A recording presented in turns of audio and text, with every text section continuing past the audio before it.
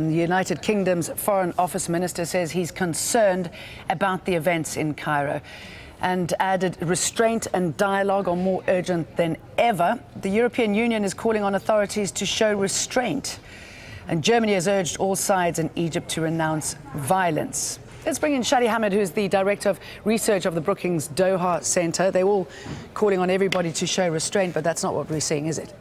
Yeah, well, I mean, first of all, these are kind of odd statements to be hearing from the leading powers of the international community to act as if there are two sides that are equally matched and fighting each other. No, what we're seeing here is a deadly crackdown, and the military and the police forces in Egypt using very aggressive force.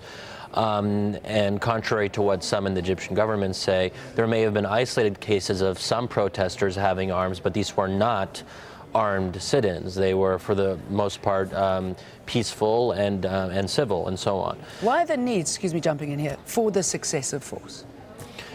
Well, there was no other way to disperse the sit-ins. So if that was in fact... Because there was going to be a phased way of evacuating them, wasn't there? There was discussion that that was the way to go.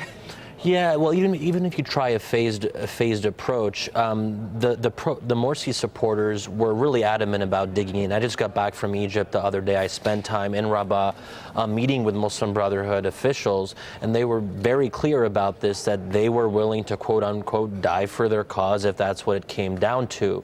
So you can't, there was no way to physically remove them without using force. So I think that this was an inevitable consequence of a chain of events that came earlier.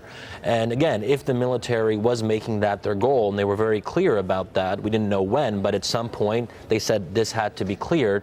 So violence was inescapable, unfortunately.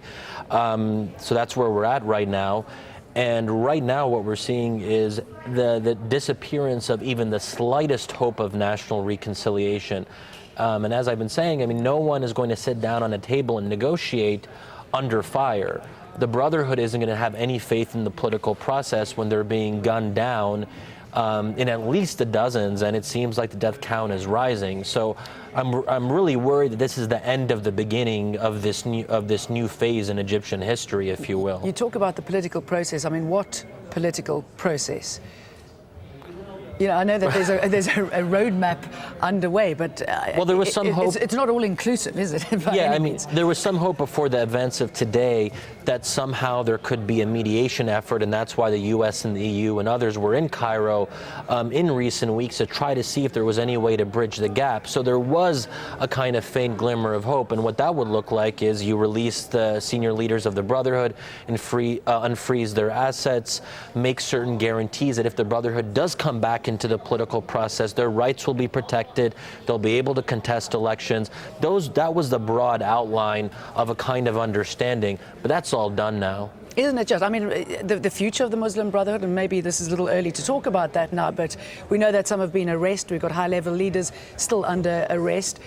There's very little chance that they're going to be brought into any process, it seems. Exactly, and I think the Army and the Ministry of Interior have made a very conscious decision to try to dismantle the organization.